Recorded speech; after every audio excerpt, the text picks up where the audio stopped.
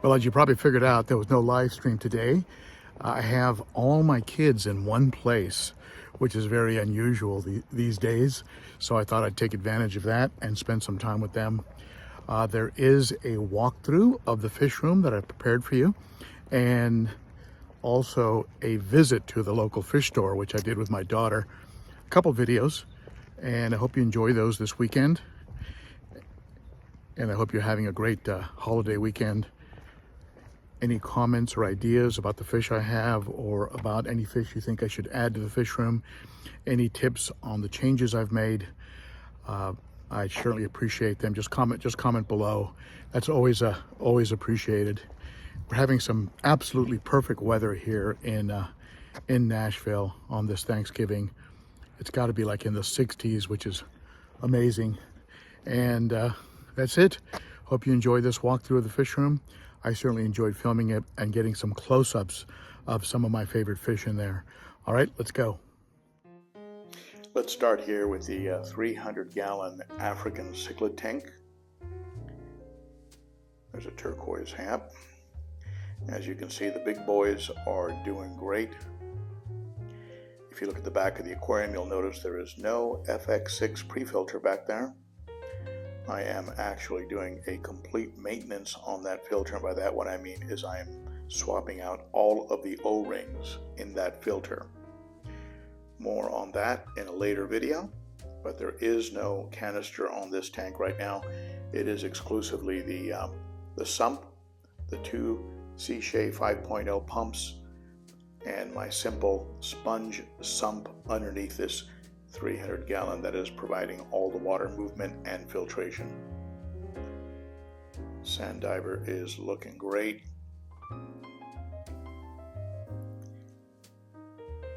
They're really all looking good. No complaints. A lot of micro bubbles from all of the water that is being agitated at the surface from the outputs of the sump filters. Buccochromis with DCI yellow is looking really sweet.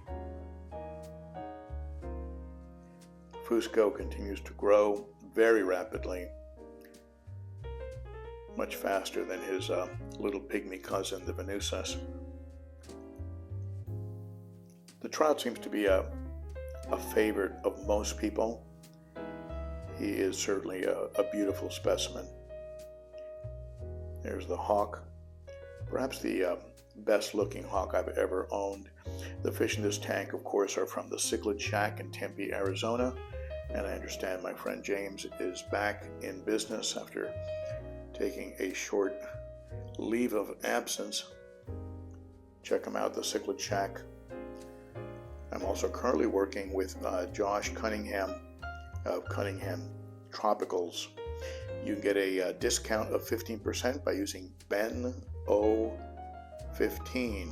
15% off at Cunningham Tropicals. Here's that little pygmy Venusas. Let's go over to the Betta tank. Here he is resting on the bottom.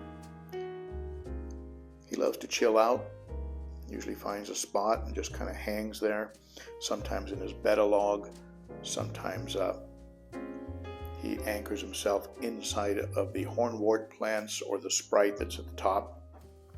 And here he is flaring up, threatening me, asserting his dominance. You can see the little plecos on some of the plants. There's one right on the top there.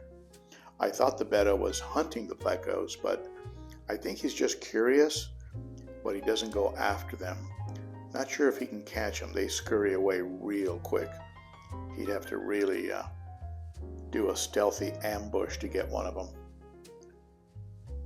Here he is looking for a spot to wedge into in the hornwort and sprite.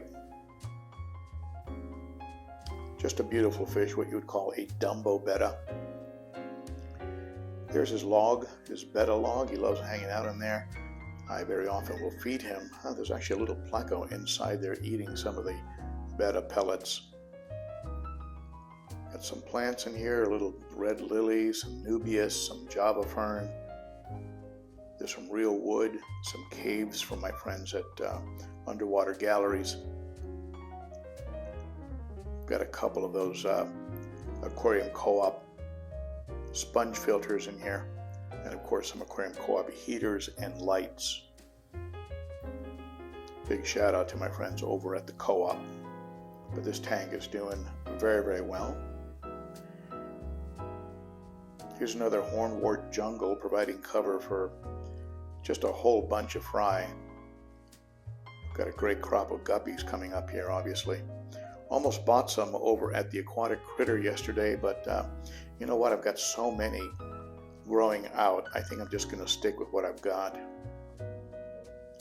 I added a second sponge filter to this little 20-gallon rimless from Glass Cages. And of course, I also have a aquarium co-op heater. You saw that little pleco hanging out of that cave down there. Very cute. Got a pleco, a couple cories in here. Some of you saw my recent video where I talked about how I've added the Seashea Shark Pro 500. This is working out much better in this tank because it's not pushing everything around. The Expert Matics are great internal filters, but boy, do they push a lot of water. Here's the 90-gallon, and everybody's thriving in there. Check out the foreheads on the geos. I think all that hole in the head's gone. I'm using this UV light on a timer now. It's on when the lights are on, otherwise it's off. That's going to give me a longer life with the bulb. But yeah, check out that forehead, very clean. You almost can't even tell they had a hole in the head.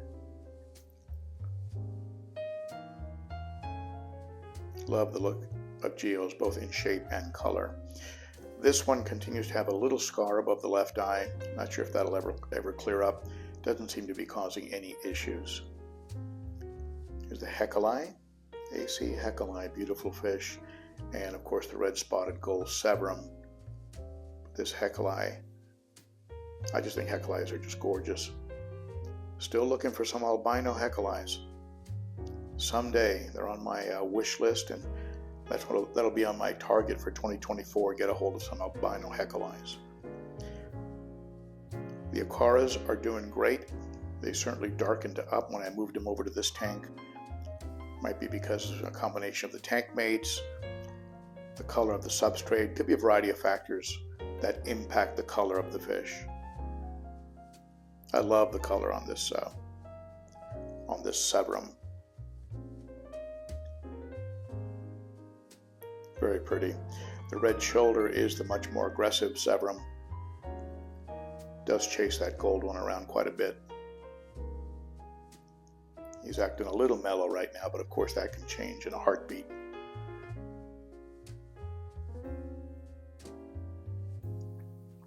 I really do like Severums. Hope these get nice and big. Over at the 55-gallon planted aquarium, here's my weirdo whiptail. Look at the nose on that guy. It doesn't even make sense. Maybe they use it to dig around. Little pleco working on the wood out there. It surprises me how much wood they've actually eaten. Every tank where I have wood and plecos, there's noticeable spots of wood that's missing. So they really do munch on that wood. See back there, there's a planting stone from the aquarium co-op. I've got a piece of Anubias in it. It's doing a good job. That piece of Anubias was getting detached and floating around, so I put it into that aquarium co-op planter. The other plants are doing great. Little rasboras. I cut back some of the wisteria. It was getting like these long, spindly stalks, so I cut them back and put them in the substrate. They'll shoot roots out.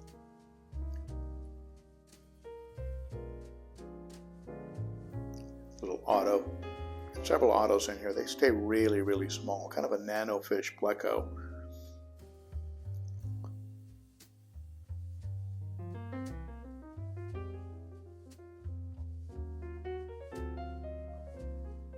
Couple aquarium co-op, 100-watt heaters in this tank, keeping it around 79. Some rummy nose. My youngest daughter I took to the Aquatic Critter. Really love those rummy nose. Some neons. I got about 5 of them in here. I thought they were all gone for a while. They were just hiding. Now they're being a little more active. Maybe they feel more confident with this hornwort cover. It definitely provides a little shade that the Anubias likes.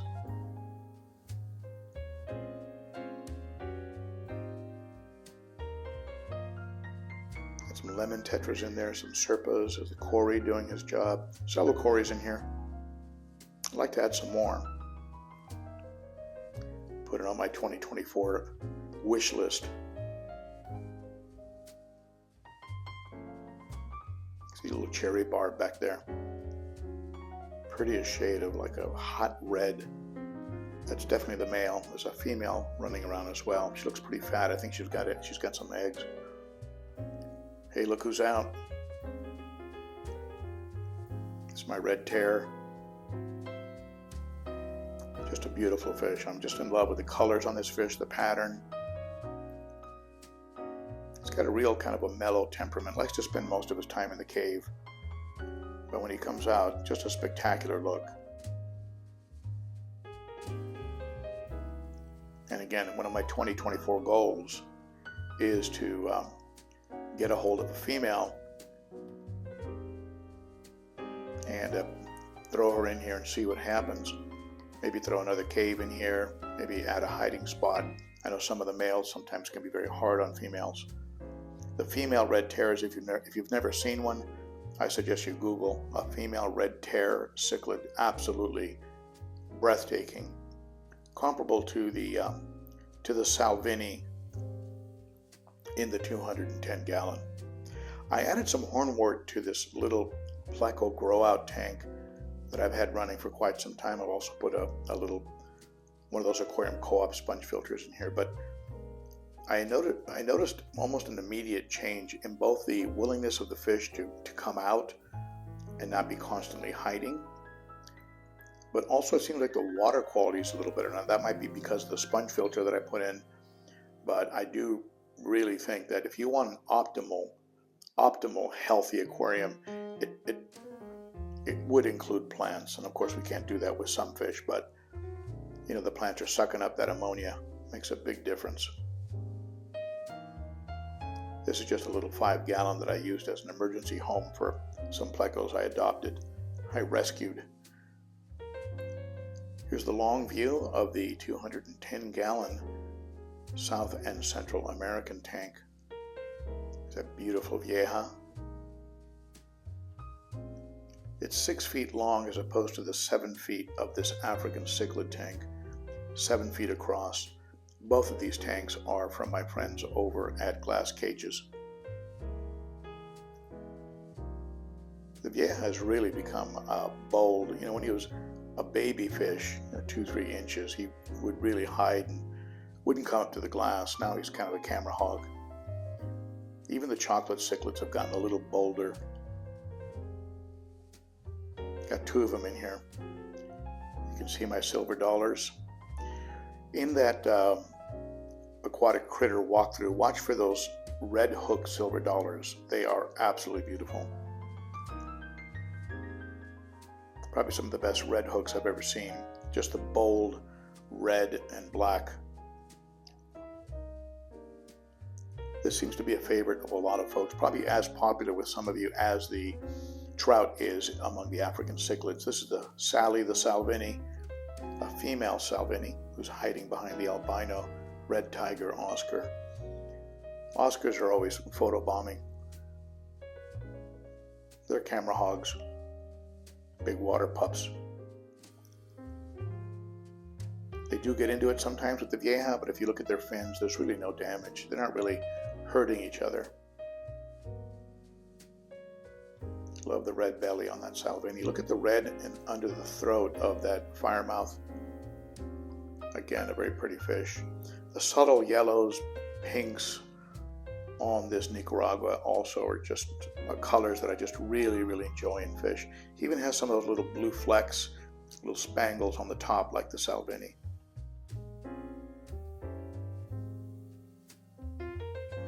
Oscars really are water puppies, aren't they?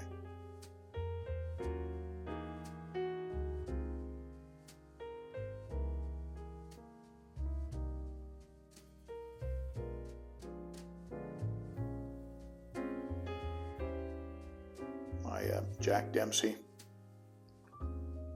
One of the fish I picked as one of my most neglected. She's a beauty. I do believe it's a female.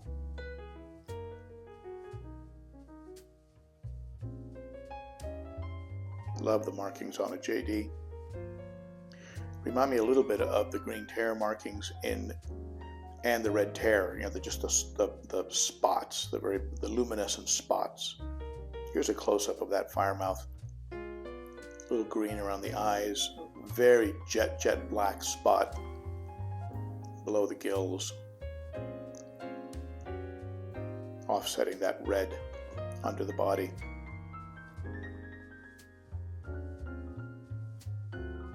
Double chocolate.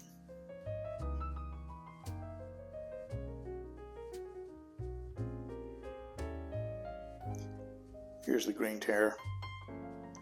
Someone told me they think that the green tear is a male.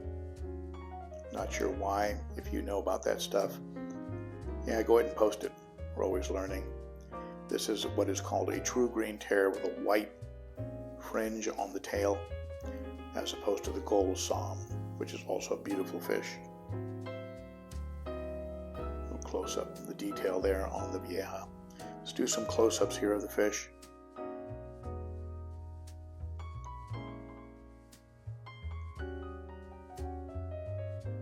Which is your favorite? Which color combination, which facial structure and shape do you like the most among these fish? A lot of you are probably going to say the Salvini. Maybe I'll do a little survey on the community page. Have you choose between the Salvini and a couple of the other fish, but a lot of you are real partial to Oscars, and the red tear would have to be on the short list for sure. Of course, when you include African cichlids, now you're getting into some great variety. So there's your fish room update from beautiful Nashville, Tennessee. Hope you enjoyed that, and be sure to catch the video with my daughter, the trip to the aquatic critter. I think you'll like that, and that's about all I have for you right now. If you'd like to support the channel, be sure to give this video a thumbs up. Consider subscribing and hitting that bell. Also, if you want to support the channel further, consider becoming a Patreon monthly supporter, and starts for as little as $3 a month. The details are in the description. I'm going to get back to my family and this absolutely gorgeous Tennessee Thanksgiving weekend weather that I'm enjoying here. All right. Thank you, folks. Bye-bye.